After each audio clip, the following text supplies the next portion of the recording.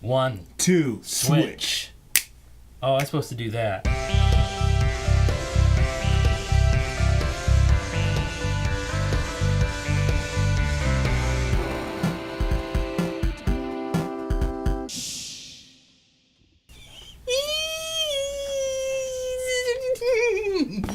I'm excited. I'm so excited. I'm excited. I feel like it's gotten to that point now where we almost had like the interim between when we were kids and got things like Super Nintendo and 64. Yeah. And then we had kind of like the teen years where we're like, I want that and I expect to get it. And now we're back to the point where things can like enlighten us and surprise us again. Yeah. And the Switch is there, man. I'm like, I got like chills so many times during the presentation last night. I was just happy. Yeah. I was giddy. Yeah, it was just a sense of joy. Sharing the joy. I get it. I see what you did there. We get it. Greetings, fellow Stargazers. Tonight, we're going to be talking about the Switch. Because we finally have information. Finally. Not just like a 5-minute, 4-minute trailer from... a good, trendy trailer. A really good trailer that's kind of show the lifestyle aspect of it. But now we have information. Yep. We have specs. Yep. We have price. Yep. We have a We date. have release date. We have launch titles and launch window titles, which we'll get to that. Okay. It's better than the Wii U. That's right. Yeah, we'll step into it slowly. We'll step into it. But yeah. I was really happy that they started right off the bat. Price, release date. It's going to be in your hands on March 3rd. Yeah. I was like, okay, cool. They got that out of the way. Then quickly I realized they didn't have anything else to tell us. That was it. All of a sudden they're biding their time, and the poor translator. But there was that one time the translator, like, I don't think he knew what the guy was saying. No, it was Suda 51. It was a second, and I almost heard the sound like, you almost just kind of felt it go, oh no. Like, do you know Japanese? Did you just realize that you lied royally on your resume? Yes. And that there wasn't on the script? And you were BSing for the past 5 years. I turned to my wife and I said, it literally sounds like this man is pooping right now, because he would go, and then I'm making this new game for you, and there's this guy. He's from a game you like. Yeah, he's just trying to infer what's happening based on. Anyway, so, go back to the beginning. Yeah, we go back to the beginning. We leave the really cool, and we go into the Joy-Con, right? Yeah. The Joy-Con I thought was a really cool presentation.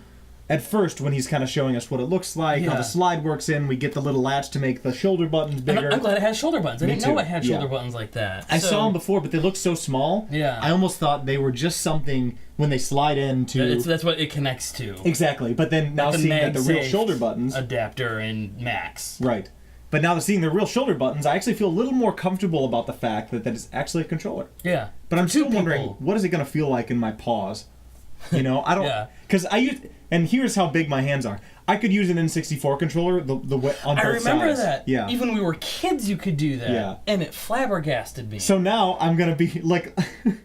Because you got those long... I got stubby little fingers. That's going to be perfect for these Joy-Cons. You have Joy hands. I have Joy hands. Pun intended. Anyway. But what I loved about it is that they're not just like, all right, you take them off and you turn it sideways. I love the fact that they're still taking inspiration for what they wanted to do with the Wii. Like, I feel like this is what the Wii should have been with the motion Wii U. controls. They were this close. And Wii U. I'm glad they're not abandoning it. Yeah. And I'm glad they're saying, all right, let's make it better. Let's figure it out a better way that we can incorporate motion controls into some games. I think it's more clever. Yep. It's still gimmicky, but I think for some of the games that they showed with the motion controls or the way the Joy-Cons would work with motion. Less gimmicky. I'm excited. I'm actually also excited about the rumble. Yeah, the haptic feedback? Yeah, because at first when he's like shaking it and like the ice glass, I was like, what is he talking about? And then when it finally clicked to me, I'm like, oh my gosh. He could tell how many ice cubes are in there. Like, this is the haptic feedback that you kind of start hearing about of like tablets in the future that when you touch the screen, you'll have textures and whatnot. I'm like, they're doing that in a controller. It's not just a rumble like every other manufacturer like Microsoft and Sony just have. I mean, Microsoft at least added something to the triggers, but they have haptic feedback. Yeah, I haven't noticed it too much in Microsoft's controller. Like, it's kind of there, but it's not. It's the best in racing games. Yeah. Because you actually feel the tension of the friction of tires and things like that. And having that in your hands, I feel like is going to be really special for certain games. Oh, yeah. I think that it's going to play really well into things that are a little more tense. like using the gamepad. I remember how cool Zombie U was. Oh, yeah. Because you had this really just scary thing where you had to keep putting this up to your face. And it's like you're putting your guard down, Yeah. And obviously PSVR is like 20 steps ahead of that. But when it first launched, you had to like let down of some security and like get close and into it. Yeah. And I see things like the Joy-Con having its sense of depth and everything it has to it and that like, crazy feedback. We're going to have a much deeper connection with the game we're playing. And we can do that mobily. On the go. That's huge. Yeah. And I loved when he set it up in table mode, what they called it, and then showed that 8 can connect for, and they said it, local play. That's huge. Remember, like, in high school, with just the original Xbox, people would get together and have a LAN party of Halo. Like, people would bring their TVs. CRT tube TVs. like big CRT tube TVs. And you would all network I didn't have one, but like I had friends that would bring it all together, and I'd go to these, and they'd network all the Xbox together, and we'd be playing. It blew my mind. 16. Was it 8 on? I think it was 8-on-8 deathmatch. Yep, just like Halo or Halo. I think it was the only one we ever really played. It was Xbox. That's what everybody played. Yeah. But I loved seeing that because now it encourages me the way that 3DS works so well with like ad hoc local mode. Yeah. Maybe they'll even have some sort of download play with 3DS Virtual Console titles. I didn't think about that. That could be really cool. Oh, I hope they have 3DS Virtual Console titles. I think it'll come. They're talking about Neo Geo being on there too. Crazy, right? I completely forgot that existed. Yeah. Well, I think everybody did. Nintendo's like, a buck to be made. That's funny. They'll put Neo Geo on there, but if you mention Virtual Boy, they're like, that doesn't exist. We don't know what you're talking about. We'd have no idea what you're talking about. I think when they say that VR is going to be on the Switch, maybe they're just saying Virtual Boy games are coming to it. Just sit really close. It'll still hurt your eyes. Yes. Oh my gosh. My friend had it, and I played it once. Never came back. I think I had a friend that had it too, and I played one. I'm like, this hurts. And he also had one of these Tiger Electronic games that it hooked around your head and had a little like plexiglass piece right here that reflected the red Batman Tiger Electronic type game onto it. And we just got rid of the game and we like play Star Wars make believe with it that like you're in the desk, you're like fighting things. The end. I hope you're doing well, Brett. I haven't seen you since 3rd grade. Now I have a question though. Yeah. Price tag comes up, right? Yeah. What'd you think? That's what I was expecting. Like when I started hearing rumors it'd be $249.99, like that'd be fantastic. When I saw $29.99, I'm like, I wish it was a $249.99. I'm tired. $249.99, but you know what? I honestly think that's a fair price point. I don't think it's unfair. It's not a PS4. It's not an Xbox One. It's not going to have that power capability, but where they're innovating in gameplay, I'm more excited for. Yes. Like I love the high fidelity of PS4 and Xbox One because one of my favorite games of the past few years is The Witcher 3, and part of that was watching trees blow in the wind. Right. Yeah. Blew my mind. Like the trees are actually blowing in the wind. It's not just like leaves and some other like particle effects. I am watching the tree bend. Right. In the wind. There's and a storm these types of in. physics and graphics and distance rendering and things That's you just won't be able to do on Nintendo consoles probably ever. But you know what? Well, you will. It just will be 1 or 2 steps behind of whatever the current guys are doing. But I'm okay with that because they innovate in the gameplay area. Well, here's like, where I'm my more excited about once again the haptic feedback that they're doing. That's like that's gonna be some cool new ways. If I'm hoping developers take advantage of it. Yeah. Just how people started taking advantage of the Rumble Pack back in the 64 for like Legend of Zelda, where it would let you know where a gold Scatella was. Right. Or, other things. It's not just like Rumble because you got hit. It's like this is alerting you to something. Yeah. I think that Nintendo's always been on the edge of innovating, and here's where I am in a conundrum now about even having a Switch. So the big games that are coming out are Zelda, obviously, right off the bat. Splatoon's coming somewhere in the summer. I'm probably not I'm not a Splatoon person, but I respect it for what it is. I think it's really cool. I played a little bit of it. I really liked it, but I had other things I was playing and just never came back to it. I mean, I got it on sale. I think I played it for like a couple weeks. Yeah. And then we have Mario, obviously coming in the holiday. And when I saw him in the city with normal-sized people, I went, they're pulling a Sonic! Oh, that's exactly what we said. Like, we said next he's going to be a werehog. Like, please, no. But then you start seeing some of the other levels, like, okay. That's exactly the reaction we had. Until I saw they call it Donk City. That's what they call it? It's called Donk. Donk City? Or? Donk City is where that city was. And so I was assuming it's going to be Brooklyn. Unless they're going back to grassroots and it's Donkey Kong City and it's Mario versus Donkey Kong, then Donk City must be the name of the guy who decided it's smart to have Mario in a city with full-size people. Like, because it breaks the lore. Yeah. It's breaking it. Like, what are you trying to do here? It should have, like, other people that look like Mario. Exactly. Like, that style. Like, so now the Mushroom Kingdom is like an alien planet? Like, what is this? I thought that was the Earth. Like, the Earth in that universe. Now there's Earth. Maybe he's not taking the shrooms anymore, and reality is slowly starting to come back. And he's just a really small person. That's just a plumber. He's a roly-poly person. So I had a friend in college that referred to another guy on campus as Bow Wing Bow, because he was, he was kind of a shorter guy and more stuffy, but he was also of the Asian persuasion, and he just didn't know his name, so that's what he referred to him as. I'm like, you're a terrible person. I would, yeah. Let me tell you his real name. That man is a wonderful man. He's my roommate. So I'll get back to my point.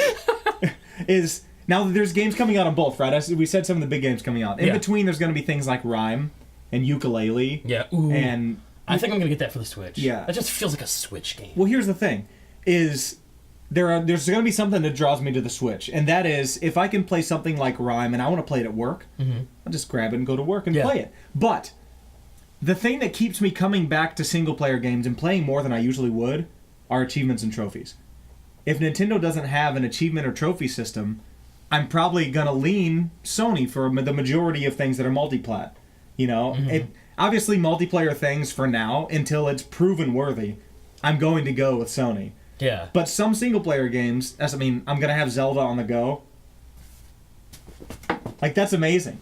But looking at things like Rhyme and other stuff that maybe I'll get trophies for if I go and do all these side missions and everything, I want trophies. I want achievements. I want to be able to share that with me, like, oh, look, talk about what we did and be able to prove it, And I do like that they have a share button, though. Share button's going to be huge, being able to share screenshots and videos and everything. I use the share button. Rats off to you. So many times with the PS4, but I get to share anything. Oh, come on! I need to share it. There's so many times, like, if it's something mostly hilarious, like, I gotta save this. I'll use it someday for something. Yeah. But I got to save this video. Or, like, last night, I was playing Mafia 3, and I just did this really awesome stealth section with, like, a silenced pistol. Just took everyone out before they noticed me and rescued a guy. Like, I just felt so cool. I'm like, I gotta share this. Someday I'll show somebody. Now that I mention it, I should probably show it. Yeah. Well, now you're on the hook. We realize you have this like huge plethora of good clips and videos. And like when Second Son added the photo feature, I have a ton of like photos, and they're awesome looking things they posed with Second Son. I spent way too much time in Uncharted 4 just like posing my guys. I'm like, why aren't I playing the game right now? You are playing the game. That's anyway, true. So let's talk about real quickly stuff that's coming out. Yeah, I went to GameStop and just kind of talked to the people there, and they gave me kind of a brochure about everything that's available for pre-order. Okay. Because here's the reason I went in. Is I went in to pre-order Breath of the Wild Master Edition because it's sold out online. And the guy was kind of like... Because they're not offering it to... It's not in stores. It's not in stores, not retailers. And they say maybe when they actually get them, you can come in and pre-order because that's the only time they're going to know how many they get because it's super limited. Yeah. So that was a bummer, but then he showed me everything they will have. So like Binding of Isaac, I think we knew that was coming. That's multiplat anyways. That's not super special. Minecraft Story Mode, again, multiplat. Lego City, that's cool because that was a great game on Wii U. Never played it, actually. It was really fun, but it was slow. I mean, loading and everything was painful. I think just it being on a cartridge alone is going to solve a lot of that problem. Puyo Puyo Tetris looked pretty fun. I watched a little bit of people playing that on the Treehouse stream. Which, by the way, I turn on the Treehouse stream, and I see Casey Neistat in the background. Did you? I just see him playing a Switch, and I'm like... Of course he was invited to that event. Of course he was. And he put out a really good little tech review of it because he's not a super huge gamer, so it's really interesting to hear his take on it. I'll have to watch that tech review. He's super interested in it. And then we have Rhyme, Redout, Skylanders, and Ukulele. Yeah. So, that's fine. Now my biggest beef, and this is like some grade A Angus double stack beef, ARMS is $60. It's $60. I mean, you do your special, it's a tech demo. And I feel like... I'm hoping it's a little more than a tech demo. It looks fun. So it's a tech demo with variations. Yeah. But so to me then, okay, it's not free. You're right. It's more than a tech demo, so $20.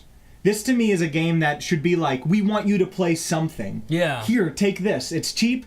You know, we want to sell maybe 1 million copies of this just to kind of get it in your hands, enjoy, see what the Joy-Con can do. Instead, they put it at a full price and be like, you have to choose this over a full price game if you want it. And is a 1-2 Switch also full price? 1-2 Switch is $50. That should still be like That's expensive 40 for though. a party game. Like it should be this like closer down to a party thing. That actually should be the pack-in. I agree. And Like there's no like Wii Sports. there's no pack-in. So this comes just naked. I mean, I want something naked. But this comes like naked. And you know, I am excited to get like Bomberman. Yeah. I think that'll be fun. But again, that's not like the launch lineup really bothers me. It's so barren. I mean, Breath of the Wild, let's be honest. I'm going to play that for a long time. And you know, I wonder if that's kind of what they're thinking of, like, this is going to be the thing. Like, that's a launch game. And I'm sure any other third party would be like, we don't want to compete with that. Like, we just don't want to compete with that. Yeah. So they're probably going to, like, it's a smart move to have the smaller stuff right at the launch. Because if you're going against Breath of the Wild, what's the one game everybody's going to get with their Switch? It's, yeah. Breath of the Wild. That's probably why they're not launching Mario as a launch, other than that it's not ready yet. Right. And waiting till the holiday season, because if it's going against this anticipated Zelda game we've all been hearing about for, 3 years now? And it's supposed to have been out twice now? Yeah. Like, we're going with the Zelda game over the Mario. Yes. Well, and what's funny, and this is a crazy statistic, is that Zelda sells better in the West anyways. So, like, all of those JRPGs and everything they're announcing, it's almost like, don't worry, we got you covered too. We understand we're putting a huge, like, backing behind Zelda. But they have the Xenoblade 2, they have Octopath, which looks like a really, I mean, dumb. It's at this point they have a random name generator, and it's just even the generator just keeps doing the shruggy emoticon like Octopath, and they're like, okay, Project Octopath. Yeah. So you know they have that, and there's some other Shin Megami Tensei, then Fire Emblem, which we were positive looking at the trailer at first was Golden Sun. And we were so excited that there was going to be a Golden Sun game on Switch. And then it's a Warriors. And it was Fire Emblem. Okay, fine. That's okay, you know. Yeah, and then there's, you know, Koei Tecmo is pushing hard. So there's a lot of cool stuff coming for Japan and the West. But right at the beginning, it's really, in my mind, it's just Zelda. And I feel like we'll buy, like as a group, one game to play together, which I think I would probably choose 1-2 Switch. Yeah.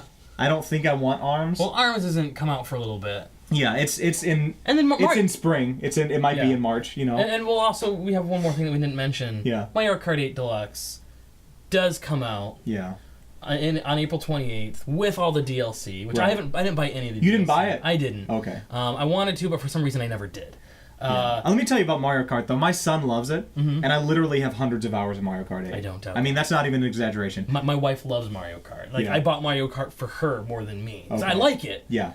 But I'm excited about Mario Kart 8 Deluxe. It looks like they're really bringing back battle mode. Yeah, they are, and they're bringing back classic maps from SNES for battle mode, like just just the square level with little patches of that's coming back. There's going to be 5 balloon modes, like really cool things that are going to bring back battle mode. I'm looking forward to it. Yeah. My wife is probably going to make me buy that. Yeah. So overall, like I'm still very excited. But I was let down by the lack of actual tech specs. Even afterwards, they didn't really fill us in on like what kind of chipset it really is. Yeah. How much does the dock really improve performance? Because they kind of confirmed it does. But that's all they said. I have a feeling the dock improves resolution and not much else. Well, we know it's 1080p to 720p. Yeah. But they've talked about an actual GPU performance bump.